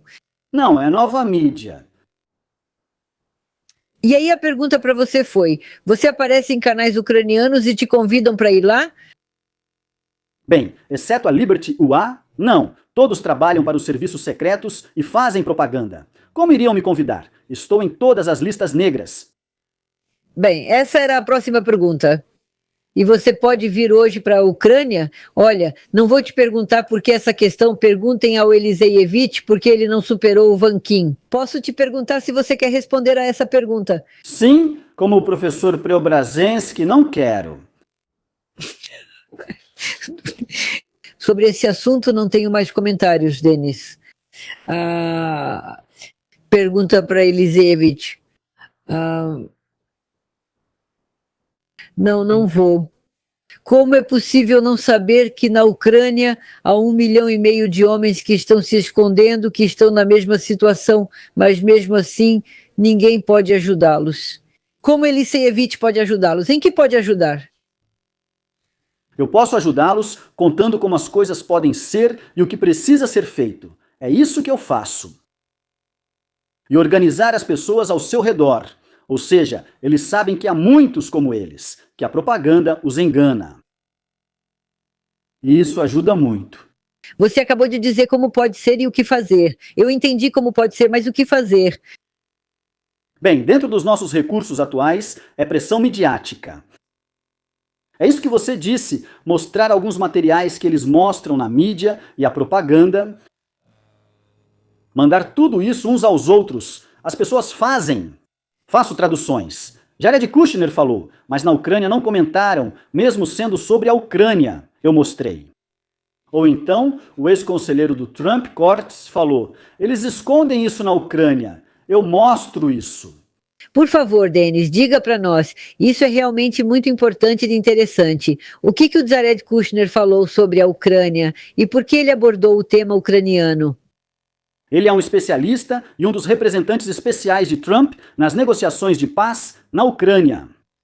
Ele falava exatamente do plano de paz sobre o qual o Denis me perguntou. Ele comentou sobre o plano de paz, as propostas e sua visão. Afirmou que o PIB per capita da Ucrânia pode triplicar rapidamente, algo que sempre digo. Obrigado. Ou seja, ele com argumentos econômicos. Por que eu gosto disso, né, afinal de contas? Quando você mesmo fala isso, nas pessoas isso causa... Bem, elas ainda pensam sobre isso, provavelmente. Depois saiu e falou Rubio, saiu e falou Kushner. Eles entenderam que eu estava certo. Você iria, se fosse convidada pelo Gordon, você iria ao programa dele. E por que você nunca participa de debates? Bem, é verdade, não é verdade, não é verdade. Denis participou de debates no nosso canal, você só não viu. Em segundo lugar, justamente Denis Elisevich não recusa debates. Já propus isso aos jornalistas ucranianos várias vezes, né, sem citar nomes, mas ainda não recebi concordância de nenhum. Alexandra, vamos perguntar. Onde é que acontecem debates na Ucrânia? Eu não sei, vou perguntar para você. Cara, onde foi isso na Ucrânia? Ninguém ouviu falar de debates deles. Em que contexto e sobre que questão esses debates ocorreram na Ucrânia nos últimos 5 anos? Conta pra gente. Obrigada. Você está falando de debates entre políticos ou de quem? Sobre debates, quando 2 participantes com opiniões opostas aparecem juntos em um programa diante do público. Tipo, deixem eles mostrarem isso. Me diz, por favor... eu realmente não lembro disso, não me recordo de ter visto debates de verdade. E você iria ao programa do Gordon se ele te convidasse? Obrigado. Pergunta interessante. Sim, eu iria, mas ele não vai me convidar. Bem, e agora vou te perguntar sobre os debates. Sim, quando eu te propus e você disse sim, por favor, e eu tentei... Sim, mas ninguém daqueles a quem eu propus, e não vou citar nomes agora porque isso não seria elegante, aceitou. E o que você acha? Por quê? Eu já respondi essa pergunta para você, porque haverá outro ponto de vista que vai destruir os argumentos deles completamente. Eles vão ficar mal, não podem permitir isso. Obrigada. Quando eu disse que estava conversando com você agora e falei em ucraniano ou algo assim, eu disse, não me lembro... E me chamaram a atenção, dizendo que eu deveria falar em ucraniano. E também, de alguma forma, isso realmente magoa tanto assim? O fato de eu talvez ter dito algo errado para aqueles que acham que isso não é bonito? Não, isso não ofende ninguém. Você mora há 30 anos no Canadá, por que teria que falar ucraniano? De onde tirou isso? Já passei por isso algumas vezes aqui, encontrando pessoas que falam ucraniano e se recusam a falar russo. Não sei se você vê isso nos Estados Unidos. E eles ficam ofendidos porque não sabemos ucraniano. E se não sabemos, acham que devemos aprender. Mesmo aquelas pessoas que foram embora há muito tempo, é difícil, é realmente difícil. E o principal é por quê? Eu não falo árabe, né? Eu morei em Israel, lá tem 2 idiomas, ou quando eu viajo para algum lugar, né? Eu não falo francês.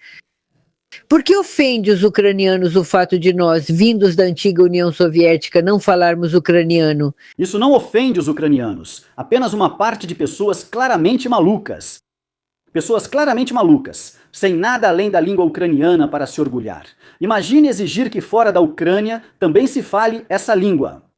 Isso já é simplesmente um verdadeiro hospício. Você está certa, isso é um hospício. Você disse que não houve debates, mas no debate entre Latinina e Portnikov foi incrível. Latinina gaguejou e pediu ajuda de um fonoaudiólogo. Isso foi o que escreveram, você viu esse debate? Isso não foi um debate. Latinina foi para uma conversa comum. Naquela época ela não fazia declarações que eu não gostasse. Isso foi há alguns anos. Portnikov estava preparado para fazer propaganda e foi lá para debater. Ou seja, Latinina estava sentada conversando tranquilamente e ele estava lá quase a insultando. A multidão adorou isso. Eu não vi nada de admirável nisso. E a multidão gostou porque ele foi grosseiro com Latinina? Ele acabou com ela assim? Sim, dizendo que a Rússia não é nada, que nós, historicamente, enfim, detalhou tudo de forma dura, interrompendo sempre, e as pessoas ficaram encantadas. E como Latinina reagiu a isso? Ela não participou dos debates. Ela se comportou de maneira muito inteligente naquela época. E bem, tipo, se você quer gritar, fique à vontade. Ou seja, isso foi há muito tempo, foi há 2 ou até 3 anos atrás. Bem, aliás, você me lembrou, deu até vontade de perguntar. Pelos padrões dos debates, Portnikov venceu. Já se passaram 3 anos. E agora? Ficou pior? E? Acredito que a história deve ficar para os historiadores. Devemos focar no presente e futuro. E essas coisas aqui, isso é... Bem, Denis, eu me lembro da reação recente do Vitaly Portnikov ao nosso canal Rádio Vera, a você, a mim. Bem, sobre Denis Ivanov ele não falou nada, mas quanto ao fato de que nós somos simplesmente inimigos da Ucrânia. E quando eu perguntei por quê, bem, explique por quê, Vitaly. Eu não ouvi uma resposta dele. Foi só um sim, desculpe, por favor. Sou eu falando com vocês, só estamos um pouco fora de sincronia. Eu acho que... Você terminou de dizer isso. Não se surpreenda com isso. Ele vai ter problemas até mesmo com os dele. Até com os dele. Por quê? Porque amanhã vou mostrar na minha transmissão. Ele é tão canalha, ele fala sobre coisas terríveis, sobre mortes de ucranianos, sobre uma guerra sem fim, sobre horrores e sorri. Você consegue imaginar o quanto ele sente prazer com isso? Ele é maluco. Sim, ele é uma pessoa muito agressiva, ele é muito agressivo e é muito difícil conversar com ele. Denise, olha, digamos assim, por algumas semanas eu não vou estar aqui e eu sei que você também vai estar ocupado. O que você acha se a gente pegar hoje, 21 de maio, e começar a contar a partir de hoje? Existe alguma, bom, talvez seja uma pergunta ingênua, mas mesmo assim, afinal de contas, você trabalha com análise há muito tempo. Mas existe alguma perspectiva de que haverá alguma mudança nessa guerra entre Rússia e Ucrânia para melhor? Bom, para melhor eu quero dizer o fim da guerra, claro. Os próximos meses vão mostrar isso. Por que nos próximos meses, Denis? No outono, haverá eleições de meio de mandato, nas quais Zelensky aposta na derrota dos republicanos para voltar a ganhar destaque. Vamos observar as ações de Trump nesse período. Continuação. E onde onde Zelensky, porque ele supõe que os republicanos podem fracassar? Bem, baseando-se nas pesquisas, nas quais agora os republicanos estão liderando com folga, provavelmente ele considera a política de Trump perdedora. Em primeiro lugar, ele lidera a coalizão anti-Trump, tenta prejudicar a imagem dele no mundo, tenta ao máximo não obedecer, não fazer concessões, ou seja, mostrar que Trump não decide nada. Ele atua para reduzir a popularidade de Trump globalmente.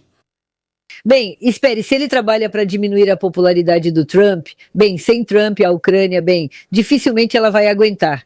Bem, eu não quero isso, tomara que ela aguente, mas sem os Estados Unidos isso vai ser muito difícil.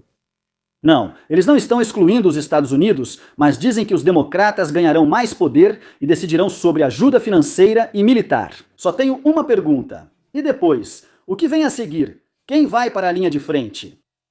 E isso vai resultar em quê? Mais mortes. E depois, vamos colocar a bandeira ucraniana no Kremlin? Não. Ou seja, conclui-se que Zelensky parecerá bem mais poderoso. Tanto em escala mundial quanto interna, e a guerra vai continuar. Só isso. Sim, Denis, até hoje não existe nenhum motivo que possa ser citado para dizer que o Trump tem problemas ou que o Trump não será presidente dos Estados Unidos nos próximos 1, 2, 3, 4 anos ou quanto tempo for. Obrigada. Não, agora estamos falando sobre as eleições para o Congresso. Claro. Mas quando serão essas eleições? Em novembro, certo? Sim, desde novembro. Acho que sim. Eles estão apostando no resultado dessas eleições? Sim. E depois, agora eles vão assumir o Congresso e depois, em 2028, ainda elegem um presidente, um democrata. Entendi. Sobre o Eurovision, alguém te perguntou sobre a cantora ucraniana, caso tenha assistido ao Congresso? Sim, assisti. Bem, eu quero te perguntar, o que você achou do Congresso? O que você pensa sobre isso, tanto em relação a Israel quanto à Ucrânia? Eu assisti ao concurso, torci por Israel e, claro, pela Ucrânia também, mas está claro que a Ucrânia não poderia vencer, já que é impossível realizar o Eurovision na Ucrânia. Nada. Não tenho críticas à apresentação da Ucrânia, embora em outros anos tenha sido normal. No geral, o concurso está politizado, o público se comportou de forma horrível ao atrapalhar o artista de Israel durante a apresentação. Isso foi monstruoso. Pensei, Gênia, se ele ganhasse, provavelmente subiriam ao palco e o destruiriam quando tivesse que cantar a música do vencedor. Bem, é assim, sabe? Todo mundo entende essa questão também. Não me surpreende que algo assim possa acontecer na Europa. Denise, me diga, por favor, houve uma reação parecida em relação a esse Noam que cantou Michel de Israel? E quando Islândia, Irlanda, Eslovênia, Países Baixos e Espanha saíram, por assim dizer, do concurso, me diga, você se lembra de já ter visto em sua vida uma demonstração tão antijudaica e tanto ódio aos judeus como está acontecendo hoje? Especialmente sobre o Eurovision que todos acompanhamos recentemente. Nunca vi algo assim na minha vida. Como disse, é monstruoso isso ocorrer na Europa Ocidental. E o principal, se Israel tivesse atacado como a Rússia, seria outra história. Atacaram Israel e Israel ficou como culpado. Se vocês acham que Netanyahu agiu de forma extremamente dura em Gaza, então façam protestos contra Netanyahu. Sim, Netanyahu. Xinguem o Netanyahu. Por que vocês estão implicando com um artista de Israel? O que ele deveria ter feito? Dizer, tá bom, podem me matar, apoiem o Hamas? Qual é a lógica disso? Mas, sabe, não foram as pessoas sozinhas. Alguém ajudou eles. Alguém ajudou. O que é isso? Quer dizer, explique. São as forças que ajudam Zelensky, que ajudam a Ucrânia a chegar ao estado em que ela chegou. É só uma questão de agenda, e atualmente Israel não está em alta com essas forças. Mas você coloca isso muito bem. Você diz, bom, eles lá atrapalharam ele de cantar, né? Não deixaram ele cantar, gritavam, faziam mais alguma coisa. O concurso aconteceu, Israel ficou em segundo lugar. Ou seja, não saiu do jeito que eles queriam, como você gosta de dizer, Denise, bem... Sim. Bem, então é isso, no fim das contas, e nada mais.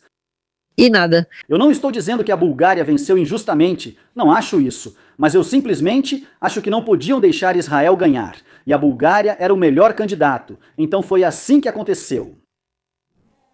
Mas vamos ver também o que vem a seguir. Eu também não entendo qual é o objetivo final. Olha só, a Espanha se retirou do concurso. Pegamos o maior país dos que se retiraram. Do concurso. É surpreendente a Eslovênia pensar nisso, quando deveria ter outras prioridades. Mas é nisso que a Espanha pensa, porque é comandada por um esquerdista a serviço de Soros, Sánchez. É isso? Essa é a primeira razão. Não acho que os espanhóis sejam antissemitas, mas provavelmente estão sendo influenciados. Não acredito que todos lá pensem assim. É um canalha, quando canalhas dão poder a outro. Nada demais. O poder não vai mudar tão cedo. Sabe, eu ouvi o Shevchuk, ele fez aniversário recentemente, e ele disse uma frase assim, ele disse, como é que eu não consigo alcançar as pessoas e explicar para elas que o presidente do país não é a pátria? O presidente vai mudar, os políticos vão mudar, mas a pátria é a pátria. E muitas pessoas associam a pátria ao líder do país. Você concorda com essa afirmação? Shevchuk foi mais incisivo ao afirmar que a pátria não é o traseiro do presidente. Isso é bem eloquente. Isso se aplica a ele mesmo, entende? Ele sentiu tudo isso na própria pele. Todas essas épocas, da União Soviética ao que ocorre hoje na Rússia e países pós-soviéticos. Aqui, nesses países, a pátria é o traseiro do presidente. Infelizmente, é assim que geralmente é aceito. Pátria. Denise, muito obrigada a você. E eu quero dizer que, apesar de todos esses, bem, digamos, alguns comentários que, bem, Denis Manzar me fala para não ler, né? Bem, sim, claro, não precisa. Mas involuntariamente dá vontade, digamos assim, de dar uma olhada, sabe? E quero acreditar que esse público vai ser objetivo, justo, inteligente, brilhante e interessante. Interessante. Eu sei que esses são meus sonhos ingênuos, mas mesmo assim espero que algum dia isso aconteça, ou não aconteça. Isso vai depender do destino. E um enorme obrigado a você, Denis Eliseevich, por vir, por nos dar a oportunidade de conversar com você e te ouvir. Muito obrigado.